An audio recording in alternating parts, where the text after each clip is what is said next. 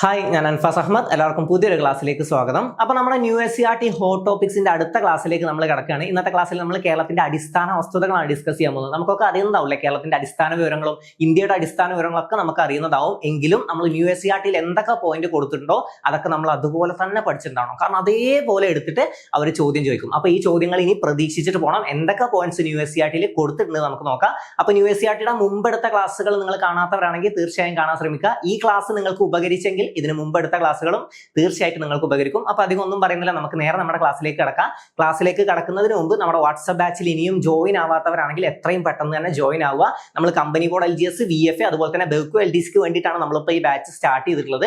പക്ഷേ 10th +2 ലെവലായിട്ടുള്ള ഓരോ എക്സാമുകൾക്കും നിങ്ങൾക്ക് തീർച്ചയായിട്ടും ഉപകരിക്കും. നമുക്ക് സ്പെഷ്യൽ ടോപ്പിക് ഉണ്ടാവില്ല, ബാക്കിയെല്ലാം നിങ്ങൾക്ക് അവിടെ ലഭിക്കുന്നതാണ്. അപ്പോൾ ബാച്ചിന്റെ കൂടുതൽ ഡീറ്റെയിൽസ് അറിയാൻ വേണ്ടിയിട്ട് താഴെ നമ്പർ കൊടുത്തിട്ടുണ്ട്. നമ്പറിൽ എത്രയും പെട്ടെന്ന് തന്നെ ബന്ധപ്പെടുക, അധികം വൈകാൻ നിൽക്കേണ്ട. ഇപ്പൊ തന്നെ തുടങ്ങിയാൽ നിങ്ങൾക്ക് ഇപ്പൊ നമ്മൾ ഡെയിലി ഒരു ക്ലാസ് മാത്രമാണ് കൊടുക്കുന്നത്. നമ്മൾ ജോലിക്കടയിൽ പഠിക്കുന്ന ആളുകളെയും അതുപോലെ തന്നെ വീട്ടമ്മമാരൊക്കെയാണ് ഫോക്കസ് ചെയ്യുന്നത്. ഇവർക്ക് ഏറ്റവും കുറഞ്ഞ സമയം കൊണ്ട് എങ്ങനെ റാങ്ക് നേടി കൊടുക്കാന്നാണ് നമ്മൾ നോക്കുന്നത്. അപ്പൊ ഏറ്റവും കുറഞ്ഞ സമയം കൊണ്ട് തന്നെ നമുക്ക് പഠിച്ചു പോകാൻ പറ്റും. ഇനി ഇപ്പൊ ജോയിൻ ചെയ്യുന്നവരാണെങ്കിലും കഴിഞ്ഞ ക്ലാസ്സുകൾ നിങ്ങൾക്ക് ഒരു ദിവസം 2 ക്ലാസ് എന്ന നിലക്ക് തീർത്താലും നിങ്ങൾക്ക് സിമ്പിൾ ആയിട്ട് അതിന്റെ ഒപ്പം തന്നെ എത്താൻ പറ്റും. അപ്പൊ എത്രയും പെട്ടെന്ന് ജോയിൻ ആവുക, ഇനിയും ലേറ്റ് ആവാതിരിക്കാൻ ശ്രദ്ധിക്കുക. അപ്പൊ അതിന്റെ കൂടുതൽ ഡീറ്റെയിൽസ് അറിയാൻ വേണ്ടിയിട്ട് താഴെ കൊടുത്തിരിക്കുന്ന നമ്പറിൽ മെസ്സേജ് അയച്ചാൽ മതി. അതിന്റെ കൂടുതൽ ഡീറ്റെയിൽസ് ഷെയർ ചെയ്ത് തരും. അപ്പൊ എത്രയും പെട്ടെന്ന് തന്നെ ജോയിൻ ആവുക. പിന്നെ നമ്മുടെ LGS ഹോട്ട് ടോപ്പിക്സ് പർച്ചേസ് ചെയ്യാത്തവരാണെങ്കിൽ അതും എത്രയും പെട്ടെന്ന് തന്നെ പർച്ചേസ് ചെയ്യാൻ ശ്രമിക്കുക. അത് LGSന് മാത്രമല്ല, ഏതൊരു എക്സാമിന് നിങ്ങൾ പോകുമ്പോഴും GK നിങ്ങൾക്ക് നല്ല പെർഫെക്റ്റ് ആക്കിയിട്ട് പോകാൻ പറ്റും. ഏറ്റവും ഇമ്പോർട്ടന്റ് ആയിട്ടുള്ള 90-ലധികം ടോപ്പിക്കുകൾ നമ്മൾ അവിടെ ഡിസ്കസ് ചെയ്ത് പോകുന്നുണ്ട്. അതിന്റെ നമ്പർ താഴെ കൊടുത്തിട്ടുണ്ട്. അതിൽ മെസ്സേജ് അയച്ചു കഴിഞ്ഞാൽ അതിന്റെ ഡീറ്റെയിൽസ് ഷെയർ ചെയ്ത് തരും. അപ്പൊ എത്രയും പെട്ടെന്ന് തന്നെ രണ്ടിലും ജോയിൻ ആവാൻ ശ്രമിക്കുക. അപ്പൊ അധികം ഒന്നും പറയുന്നില്ല, നമുക്ക് നേരെ നമ്മുടെ ക്ലാസ്സിലേക്ക് കിടക്കാം.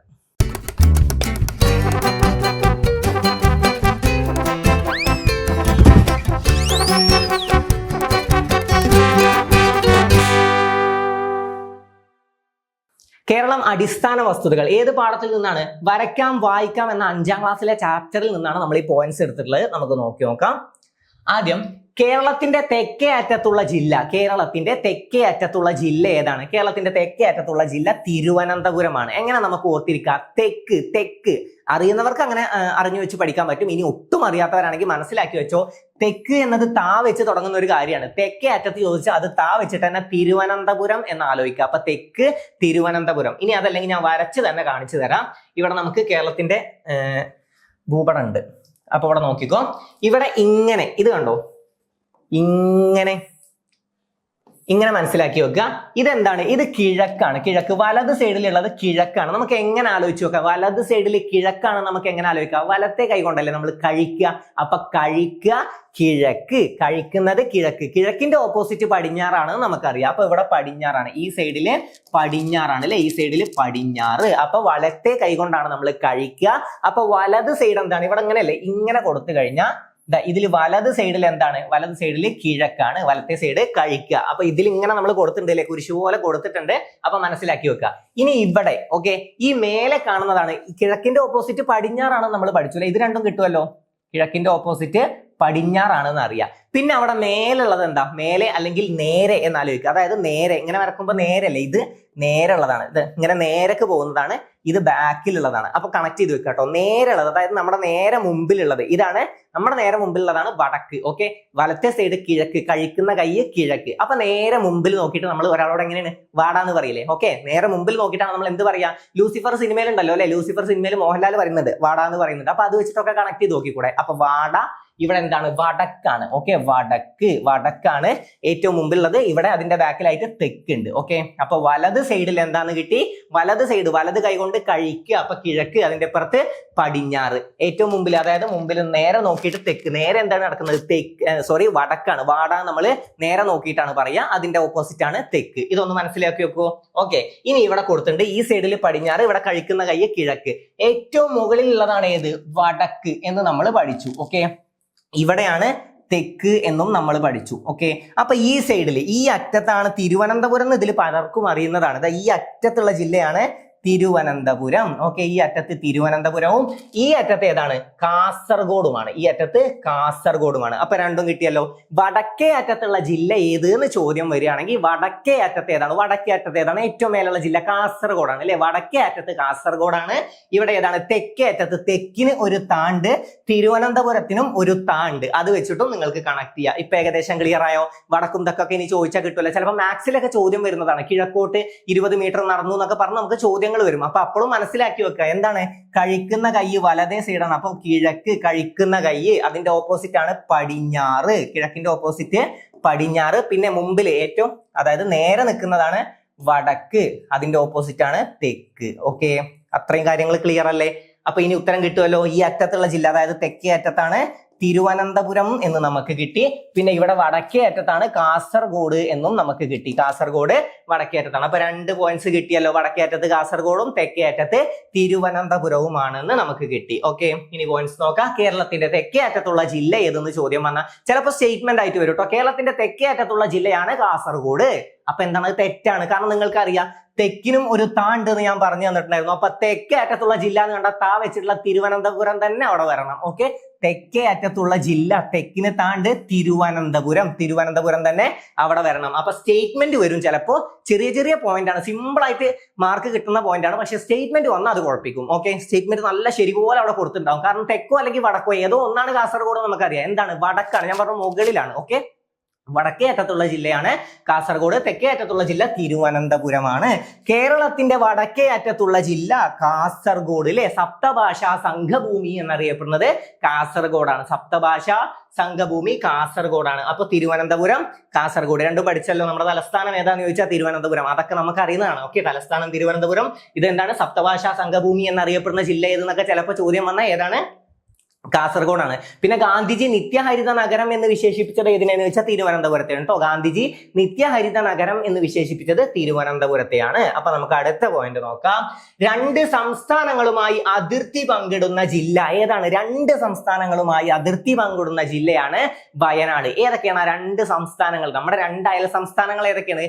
കർണാടകയും തമിഴ്നാടുമാണ് അല്ലെ? കർണാടക, തമിഴ്നാട്. അപ്പൊ ആ 2 സംസ്ഥാനങ്ങളുമായി അതിർത്തി പങ്കിടുന്ന ജില്ലയാണ് വയനാട്. ഓക്കെ, റെയിൽപാത ഇല്ലാത്ത 2 ജില്ലകൾ ഒരുപക്ഷെ ചോദ്യം വരും. വയനാട്, പിന്നെ ഏതാണ്? ഇടുക്കി. 2 ജില്ലകളിലെ റെയിൽപാത ഇല്ല. ഓക്കെ, റെയിൽപാത ഇല്ലാത്ത 2 ജില്ലകളാണ് വയനാട്, ഇടുക്കി. ഇനി കേരളത്തിലെ നദികളുടെ എണ്ണം എത്രയാണ്? 44 നദികളുണ്ട് അല്ലെ കേരളത്തില്. കായലുകൾ എത്രയെന്ന് ചോദിച്ചാലും പഠിക്കണം. 34 കായലുകൾ ഉണ്ട്. അപ്പൊ 34 കായലുകളും 44 നദികളും ഉള്ളതാണ് കേരളം. ഈ 44 നദികളിൽ നമുക്ക് ചോദ്യം വരും. കിഴക്കോട്ട് ഒഴുകുന്ന നദികളുടെ എണ്ണം എത്രയാണ്? 3 നദികളാണ് കിഴക്കോട്ട് ഒഴുകുന്നത്. കബനി, ഭവാനി, പാമ്പാർ. അപ്പൊ കബനിക്ക് ഒരു കാണ്ട്, കിഴക്കോട്ട് എന്നതിനും ഒരു കാണ്ട്. അപ്പൊ കാ വെച്ച് കണക്ട് ചെയ്യുക. ഈ 3 എണ്ണത്തിന് ഈ ഓർഡറിൽ തന്നെ പഠിച്ചാൽ നിങ്ങൾക്ക് അത് കിട്ടും. കബനി, ഭവാനി, പാമ്പാർ. കബനി, ഭവാനി, പാമ്പാർ. കാ അല്ലേ? അപ്പൊ കിഴക്കോട്ട് ഒഴുകുന്ന നദികളാണ് ആ 3 എണ്ണം. ബാക്കി നദികൾ പടിഞ്ഞാറോട്ട് ഒഴുകുന്നത് 41 നദികളാണ്. ടോട്ടല് 44 നദികൾ അങ്ങനെ ഉണ്ട്. ഓക്കെ, ഇനി ഏറ്റവും വലിയ നദിയൊക്കെ നമുക്കറിയാം. അത് പെരിയാറാണ്. ഏറ്റവും വലിയ 2ാമത്തെ നദി ഏതാന്ന് ചോദിച്ചാൽ അത് ഭാരതപ്പുഴയാണ്. ഏറ്റവും വലിയ 3ാമത്തെ നദി ഏതാന്ന് ചോദിച്ചാൽ നമുക്കൊക്കെ അറിയാം. അതേതാണ്? ഏറ്റവും വലിയ 3ാമത്തെ നദി പമ്പയാണ്. ഏറ്റവും ചെറിയ നദി ഏതാന്ന് ചോദിച്ചാൽ മഞ്ചേശ്വരം പുഴയാണ് അല്ലെ? 16 കിലോമീറ്റർ ആണ് മഞ്ചേശ്വരം പുഴ. 16 കിലോമീറ്റർ ആണ് മഞ്ചേശ്വരം പുഴ. ഓക്കെ, ഏറ്റവും ചെറിയ നദി. 15 കിലോമീറ്ററിൽ കൂടുതലുള്ളതാണ് നദികളായിട്ട് കണക്കാക്കുന്നത്. അപ്പൊ ഈ 16 കിലോമീറ്ററിലുള്ള മഞ്ചേശ്വരം പുഴയാണ് ഏറ്റവും വലിയ നദി. അപ്പൊ കേരളത്തിലുള്ളത് 44 നദികളാണ്. അപ്പൊ വയനാട് കിട്ടുമല്ലോ. 2 സംസ്ഥാനങ്ങളുമായി അതിർത്തി പങ്കിടുന്ന കേരളത്തിലെ ജില്ലയാണ് വയനാട്. നദികളുടെ എണ്ണം 44 കിട്ടും. ഏറ്റവും വലിയ നദി പെരിയാറാണെന്ന് കിട്ടും. അപ്പൊ അതൊക്കെ ക്ലിയർ ആണ്. അടുത്തത് നോക്കാം. ഇതൊക്കെ സ്റ്റേറ്റ്മെന്റ് ആയിട്ട് ഉറപ്പായിട്ടും പ്രതീക്ഷിച്ചിട്ട് പോയിക്കോ. ഭാരതപ്പുഴ ഒഴുകുന്ന ദിശ കൊടുത്തിട്ടുണ്ടോ? ഭാരതപ്പുഴ ഒഴുകുന്ന ദിശ എങ്ങനെയാണ്? കിഴക്ക് നിന്ന് പടിഞ്ഞാറോട്ട്. അതായത് ഞാൻ പറഞ്ഞു ഇവിടെ വലത്തെ സൈഡിലാണ് കിഴക്ക്. ഇപ്പൊ കേരളം ഇങ്ങനെ കൊടുത്തിട്ടുണ്ടെങ്കിൽ, അതിൽ കേരളം ഇങ്ങനെ ഉണ്ടെങ്കിൽ ഇതിൽ ഈ സൈഡിൽ നിന്ന് ഇങ്ങോട്ടാണ് ആരൊഴുകുന്നത്? എങ്ങനെയാണ് ആരൊഴുകുന്നത്? ഭാരതപ്പുഴ ഒഴുകുന്നത് കിഴക്ക് നിന്ന് പടിഞ്ഞാറോട്ട് എന്നല്ലേ കൊടുത്തിട്ടുള്ളത്. അപ്പൊ ഇവിടെ കിഴക്കാണ്.